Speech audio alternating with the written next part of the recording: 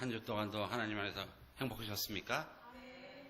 네, 제가 특별히 손님 한 분을 소개해 드리겠습니다. 저랑 개척교회 생활 10년을 같이 열심히 하셨던 우리 안영상 장로님이 제가 설교하신다고 해서 일부러 여기 가평교회 다니시는데 여기까지 오셨습니다. 자, 환영합니다.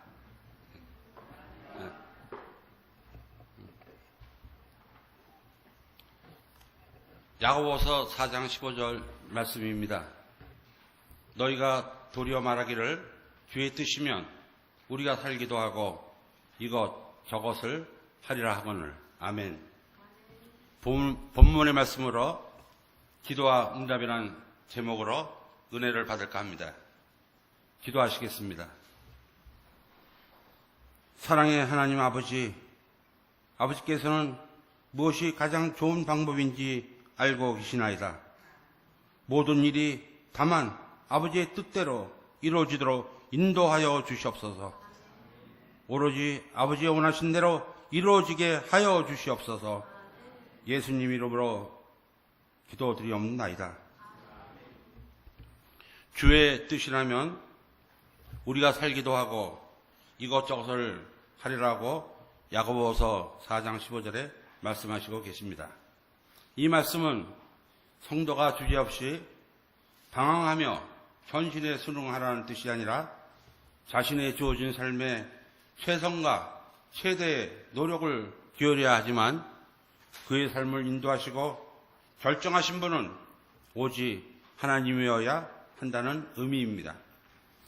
미국 대통령은 취임식 때 대법원장 앞에 성경에 손을 얹고 선서합니다.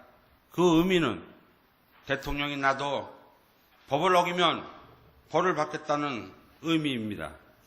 미국의 초대 대통령 워싱턴 취임선서가 성경 창세기 49장과 50장을 펼친 가운데 했는데 손을 얹은 것은 50장 위에 얹었습니다. 오바마 미국 대통령은 2009년 첫 번째 취임선서를 하면서 링컨 대통령이 사용했던 성경을 사용했습니다. 16대 미국 대통령 에브라임 링컨이 1861년 취임식 때 쓴 성경책입니다. 성경이 역사적 가치를 갖게 된 것은 링컨 대통령이 김중 흑인 노예 해방에 기원을 일으켰기 때문입니다. 오바마 대통령은 그의 정신을 계승하겠다는 취지에서 선서를 한 것입니다. 저는 에브라임 링컨 대통령을 존경합니다. 그의 생애는 성경과 함께한 생애입니다. 그 유명한 남북전쟁 당시 북군이 여러 조건으로 보나 병력과 장비가 모두 낭만의 로버트 장군보다 우수한데도 늘 패배를 거듭하고 있었습니다. 링컨은 하루에 2-3시간씩 간절히 기도했습니다. 어느 날 북군의 지도자들이 모여 대통령을 위로하기로 하고 모였습니다. 한 북군의 교회 대표가 링컨 대통령에게 말했습니다. 각하, 우리 모두는 하나님이 우리 편이 되어 북군이 승리하게 해달라고 간절히 기도하고 있습니다. 그러자 링컨 대통령은 그렇게 기도하지 마십시오. 대통령 말에 그 자리에 있던 사람들이 깜짝 놀랐습니다. 대통령은 뒤를 돌아보며 타이르듯이 이렇게 말했습니다. 하나님이 우리 편이 되게 기도하지 마시고 항상 우리가 하나님 편에 서 있게 해달라고 기도하십시오. 링컨이 가장 존경받는 미국 대통령이 된 이유는 그의 고난 중에 보여준 삶의 지혜였습니다. 그의 지혜는 하나님 안에서 전적으로 얻은 것이라고 그의 자서전에서 말하고 있습니다. 아수르의 18만 5천 군사가 예루살렘을 포위한 상황에서 히스기야가 할 수 있는 일은 아무것도 없었습니다. 살 길이 없었습니다. 생명의 위기, 더 나아가 민족 멸절의 위기에 히스기야는 이렇게 말했습니다. 이사야 37장 3절의 말씀입니다. 오늘의 환난과 책벌과 능욕의 날이라. 아이를 낳으려나 해산할 힘이 없음 같도다. 히스기야 왕은 직면한 국난에 슬퍼하면서 세 가지의 사실을 이사야에게 전했습니다. 첫째, 하나님이 납사기와 같은 무례한 사신을 안전하게 오고 가게 하신 것은 자기 백성을 책망하신 방편이라는 것입니다. 사실 히스기야도 오랫동안은 애굽을 의지했기 때문에 책망을 받아야 마땅하였습니다. 둘째, 납사기의 무례한 행동은 윤리적인 차원을 넘어선 비신앙적인 태도라는 것입니다. 그래서 히스기야는 납사기의 비신앙적인 말 때문에 그날을 능욕의 날이라고 했습니다. 셋째, 당시 유대의 상황은 태어나려고 하지만 태어날 수 없는 어린아이와 같은 상황이었습니다. 스스로 위기를 해결할 힘이 없어서 죽음이 예상될 뿐이라는 것이었습니다. 히스기야 왕은 직면한 국난을 통해 과거의 잘못을 반성하였고 오만불선한 죄인의 모습을 목격했으며 하나님을 향한 간절한 신앙으로 돌아서게 되었던 것입니다. 우리들도 자신 앞에 놓인 문제들을 회피하려 하지 말고 연단의 기회로 삼아 신앙과 인격을 진일보시키는 저와 여러분이 되시기를 바랍니다. 히스기야가 죽음의 위기에서 벗어나 대성을 거두게 된 것은 하나님께 생명을 건 기도를 드려서 절망과 죽음의 위기에서 민족을 구해낼 수 있었던 것입니다. 제가 개척교회 시절을 기록에 남기고 싶어 재림신문에 기고한 글이 있어서 송경희 집사님께서 기한 내용을 나레이터해 주시겠습니다. 몸된 교회를 세워주세요. 김종구. 안식일 다음 날 아름다운 전원교회로 입주한다. 나는 언덕을 내려오다 한쪽에 차를 세우고 30평 남짓한 비닐하우스 문을 열고 들어갔다. 장대리가 내린 뒤라 그런지 비닐하우스 안은 바깥 공기와는 달리 퀴퀴한 냄새로 가득했다. 환기를 하려고 작은 나무틀을 여니 바람이 실내 먼지와 섞여 내 코를 밀치고 들어온다. 그러나 이런 하우스 안의 모습은 상당히 익숙하다. 이곳은 내가 다니는 예배당이다. 예배당에 들어오는 길에 이미 진입편이 돼 있었다. 나는 공사장에서 좋은 널빤지를 깔고 길을 만들었다. 여느 때와 달리 마음이 흥분됐다. 몇 해 전 이곳에 정착할 때 하우스를 짓고 기쁜 마음으로 첫 안식을 맞을 때와 같은 설렘이다. 그리고 나는 정탐꾼 요수아가 된다. 거리를 낮게 높게 그리고 기어다닌다. 사람들이 흙을 밟고 들어오지 말아야 하는데 먼 옛날로 느껴지는 어느 날 학교에서 방문하신 원 목사님이 내 손을 잡고 힘차게 말씀하셨다. 주례 좀 하세요. 목사님의 말씀은 거의 애원에 가까웠다. 이곳에 교회를 세우는 것 자체가 문제여 고속도로의 소음이 있는 곳에 어떻게 교회를 세울 수 있냐는 것이다. 그러니 구입한 땅을 되팔라는 말씀이다. 내가 다니는 교회는 구리시에 있는 돌다리 교회이다. 청년 10여 명과 성인 3여 가정이 예배를 드리는 20명 남짓 연약하고 가난한 교회다.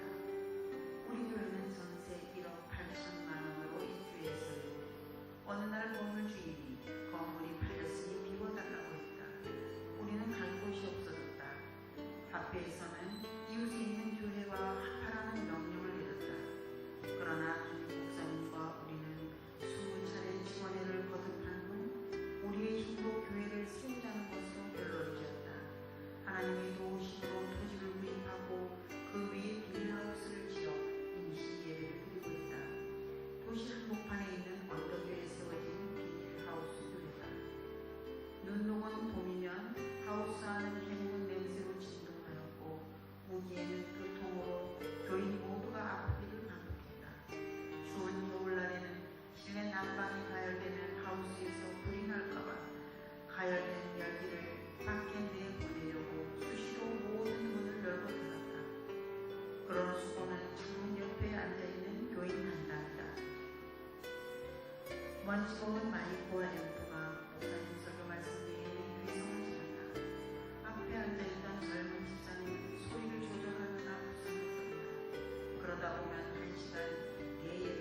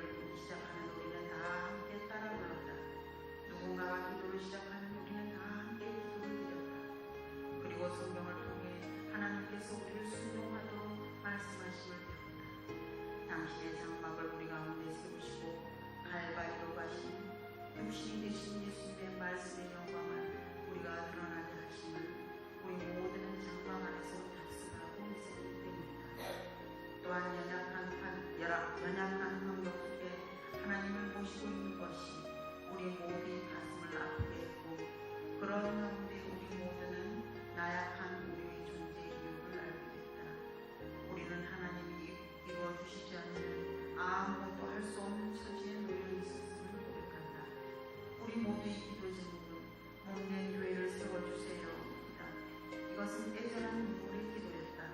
그나마 오직 주의 길이 한 가닥이 아니다. 우리 땅이 있는데 무슨 걱정입니까? 서로가 서로에게 위로 이야기를 하고 있다.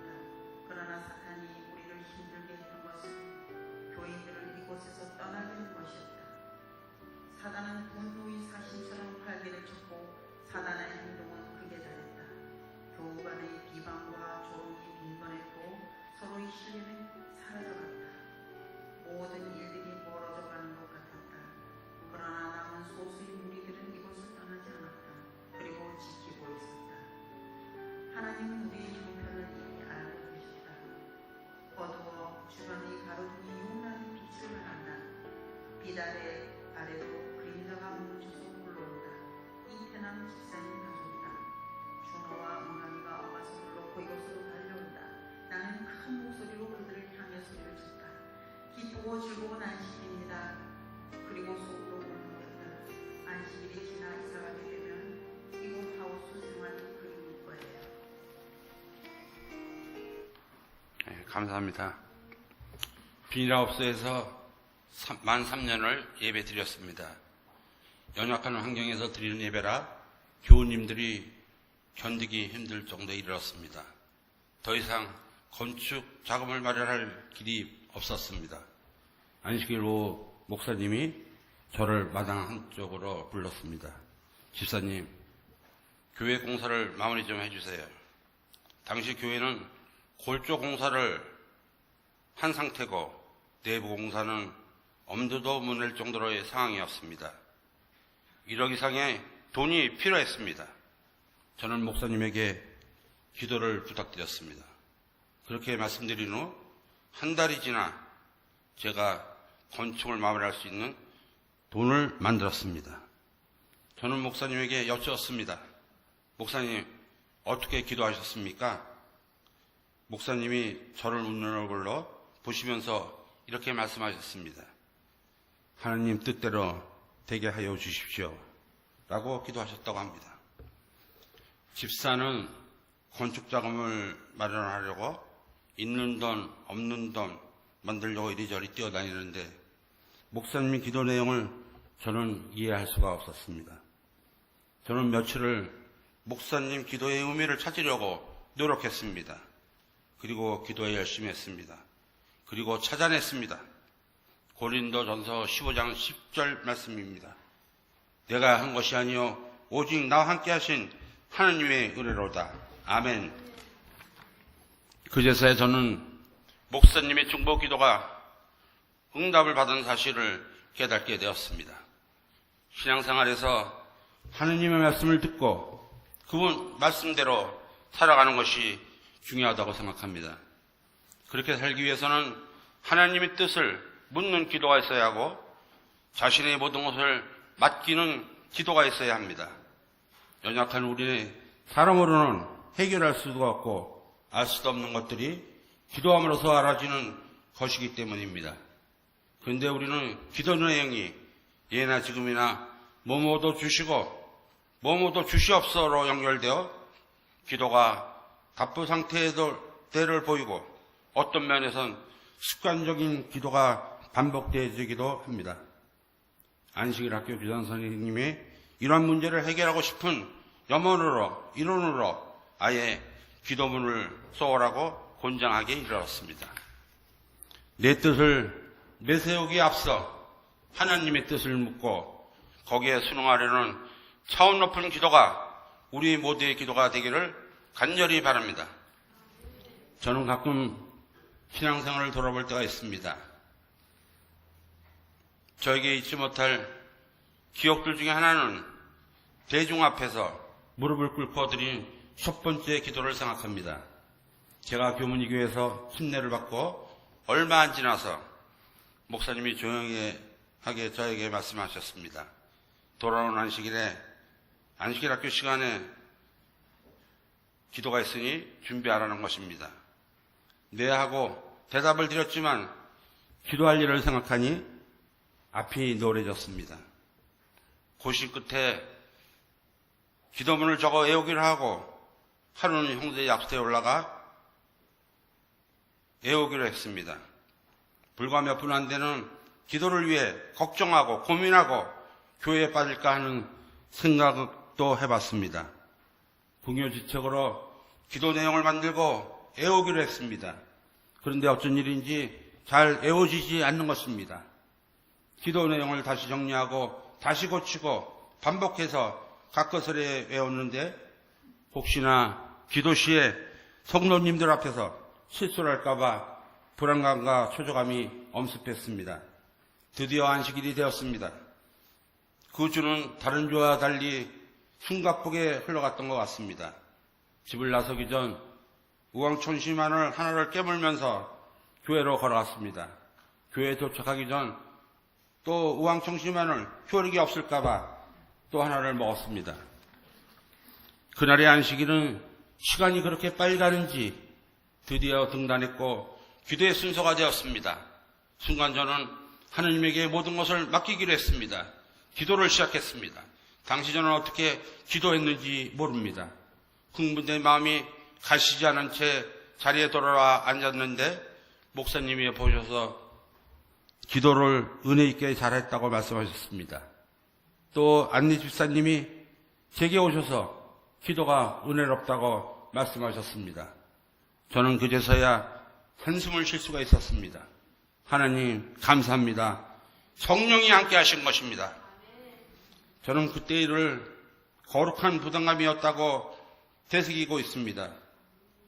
지금도 조금은 긴장하는 마음은 갖곤 하지만 엘리 화이트는 자서전에서 나의 첫 번째 공중기도에 대해 이렇게 말씀하시고 계십니다. 다른 사람들이 기도하려고 무릎을 꿇었을 때 나도 떨면서 그들과 함께 꿇었다. 옆 사람이 기도 드린 다음에 나도 모르는 사이에 나는 소리내어 기도하였다. 그 순간 하나님의 약속은 마치 구하는 자만이 받게되는 많은 진주처럼 내게 느껴졌다. 내가 기도할 때 그토록 오랫동안 나를 괴롭히며 있었던 무거운 짐과 영혼의 번뇌는 사라지고 주님의 축복이 부드러운 이슬처럼 내려졌다. 하나님의 성령께서 너무도 강하게 내게 임하셨으므로 나는 그날 밤에 집으로 갈 수가 없었다. 자서전에서 회고하고 있는 것입니다. 설교의 왕자라고 불리는 영국의 찰스 스필저는 복음의 설교자입니다. 그는 기도의 능력을 조금도 의심하지 않는 진정한 기도의 사람이었습니다. 그는 기도의 힘으로 22살의 나이에 매주 10,000명 이상의 군중에게 영혼을 토하는 열정으로 예수님을 증거하였습니다. 그리스도인이 포기하지 않고 무릎을 꿇고 기도할 때 사단은 더 이상 힘을 발휘하지 못합니다. 스필저는 이렇게 호소합니다. 사랑하는 형제여, 우리 모두 기도합시다. 우리는 논쟁할 수 있지만 우리 모두는 기도할 수 있습니다. 우리 모두는 지도자가 될 수 없지만 우리 모두는 기도의 사람이 될 수 있습니다. 우리 모두는 현란한 수사를 구할 수 없지만 우리 모두는 강력하게 기도할 수 있습니다. 우리 모두가 진심으로 기도한다면 얼마 지나지 않아 여러분은 사람보다 하나님을 더 빨리 감동시킬 수 있을 것입니다. 기도는 영원하신 분, 전능하신 분, 무한하신 분과 우리를 하나로 엮어주시기 때문입니다. 무엇보다도 먼저 의지하여야 합니다.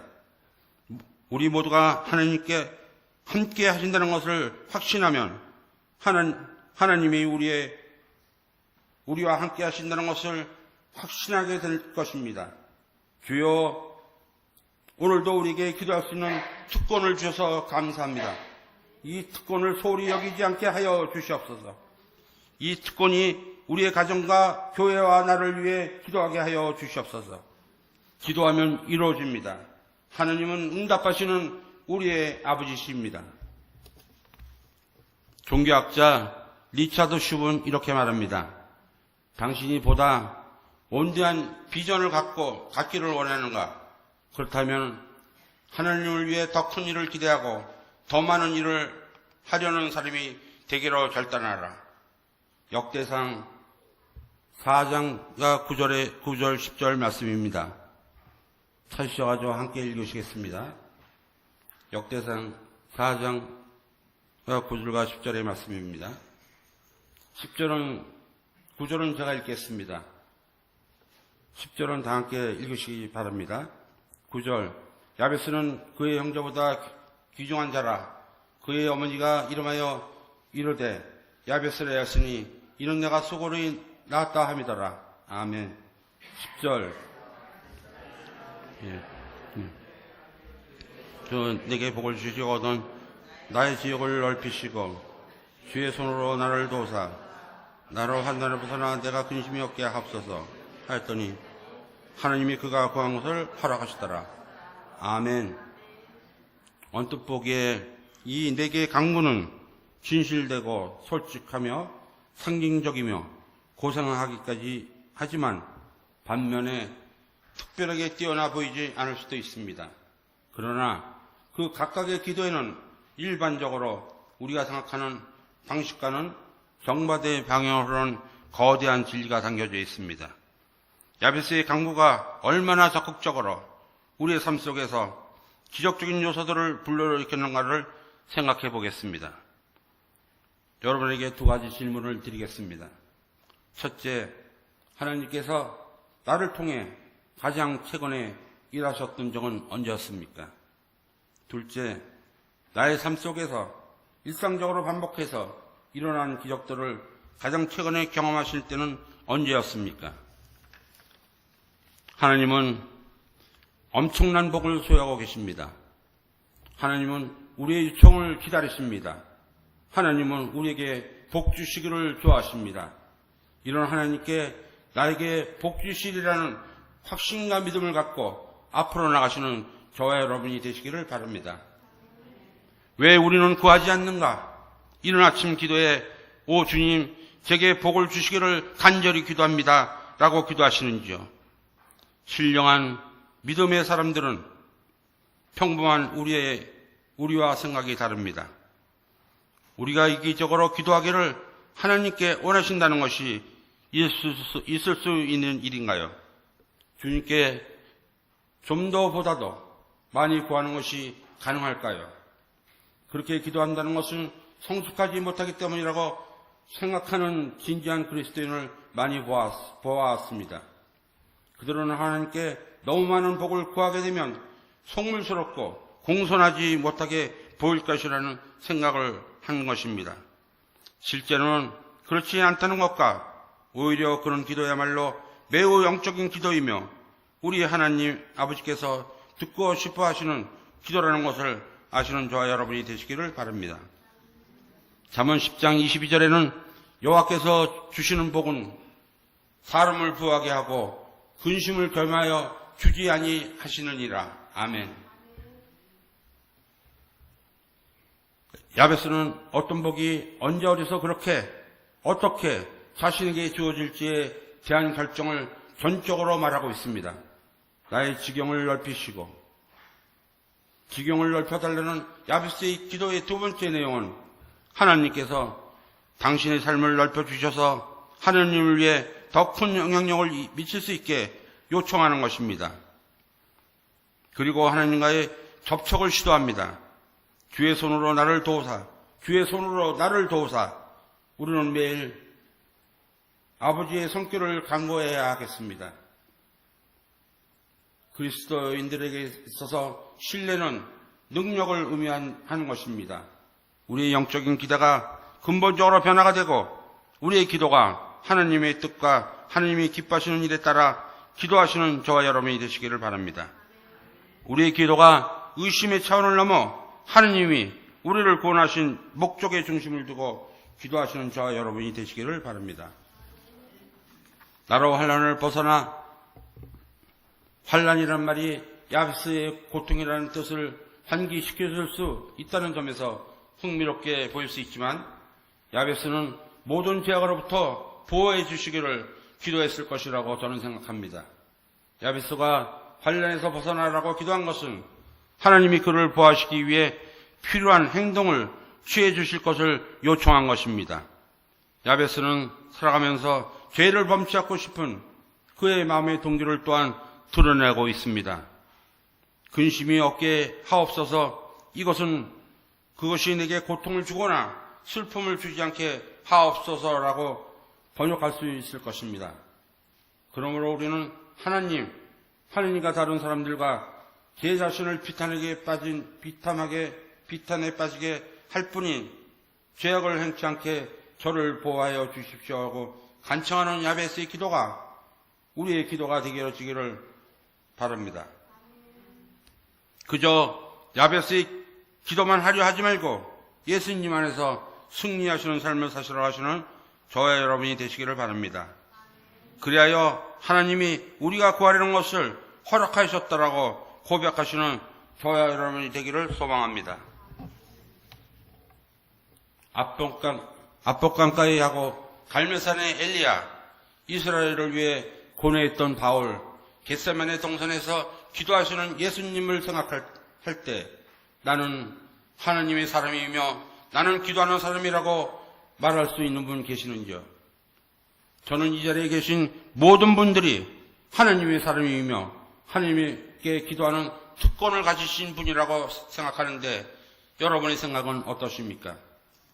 기도하다가 쓰러져 죽을지라도 하나님의 음성을 듣고 계시는지요? 목숨을 걸고 기도하면서 한 영혼이라도 나에게 주십시오라고 기도하시는지요? 세상 삶의 고통 때문에 주님과의 교제를 소홀히 하지 않는지요?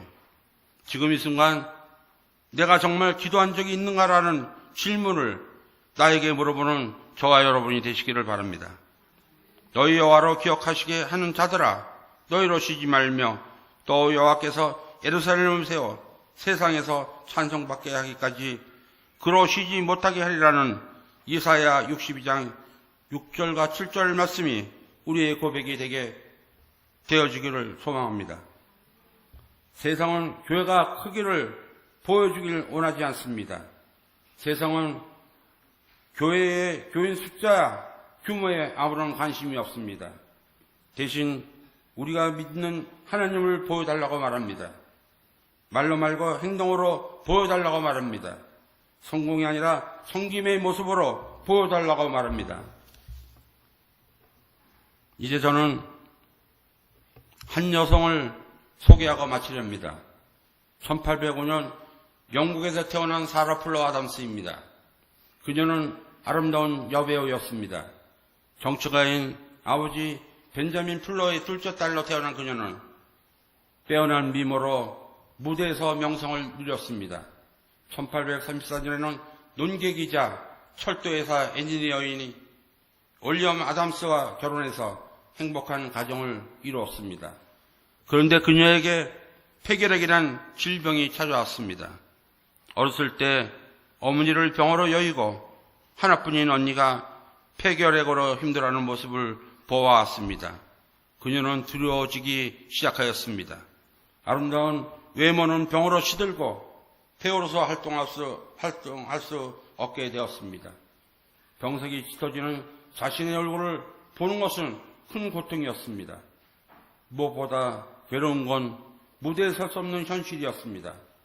모든 것을 다 가진 듯 행복했던 지난 시간들은 이제 기억할수록 상처만 가다줄 뿐이었습니다. 절망 속에서 지내던 그녀는 어느 날 마음을 달래기 위해 성경을 펼쳤습니다.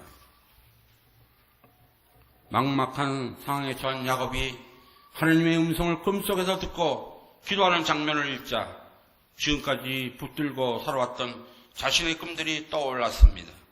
병으로 육신의 아름다움과 세상을 향한 꿈은 사라졌지만 그와 비교할 수 없는 꿈이 있다는 것을 깨달았습니다. 그것은 하나님을 더욱 사랑하면서 누리는 행복입니다. 주 예수를 믿는 교우님 여러분, 행복하시지 않으십니까? 안식일이 기쁘고 즐겁지 않으십니까?